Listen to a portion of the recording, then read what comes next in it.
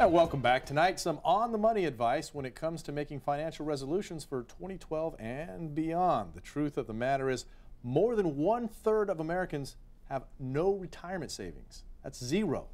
3 in 4 Americans expect to work through their retirement years, but that doesn't have to be the case if you start planning right now. Joining me now to talk about some doable financial resolutions is Jan Tinhagen, certified financial planner and founder of the Tinhagen Financial Group of Huntington.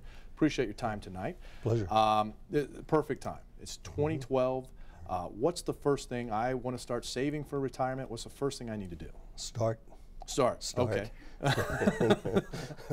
Everyone talks about it, but nobody does anything about it. So how do you sit down and make a plan? I mean, do you sit down and just take your fixed expenses and list them out? I mean, what's the best way of knowing what I can afford? You should start with a budget and a balance sheet. In other words, what money is coming in, what's going out, what are my bills, and what do I have left over?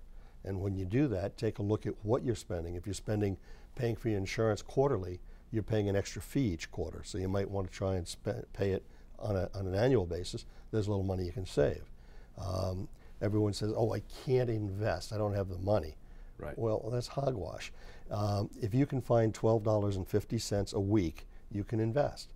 So whether it's a pack of cigarettes, a 6-pack of beer, 4 lattes, that's that money, and $12.50 a week makes it $50 a month, and that's the minimum most mutual funds will allow you to do an automatic investment in. Okay, so now that was going to be my next question, is when you start off with these funds that you want to look at, what's the minimum amount I need to put in there as a lump sum, or is there? In a qualified plan, an IRA, they want $250 to start and then a minimum of $50 a month, and then you can go up from there, of course. Now, most people are like me. We're doing our job. We're not spending our time looking at all the stocks, looking at the investments, trying to find out what the best investment is. How do you look at your company's plan, if they have a plan, and decide what's right for you? What's the best way to approach that?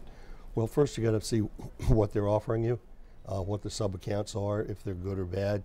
There are going to be some good ones in everyone's plan. And if your company is doing a match, you should definitly at least That's where you contribute invest. a certain amount and the company will match that up Correct. to a certain amount. Right. Should you max that out completely? As far as the match rather, yes, absolutely. Okay. I mean, it's found money. Okay. You know, in many cases, if it's a safe harbor plan, it's like 80 cents on the dollar return without doing anything.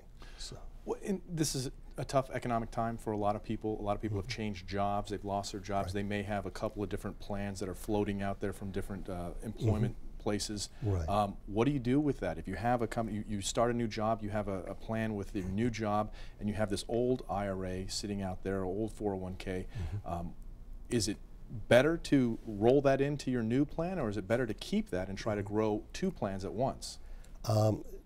If you've got creditors coming after you, leave it in the 401k. Okay.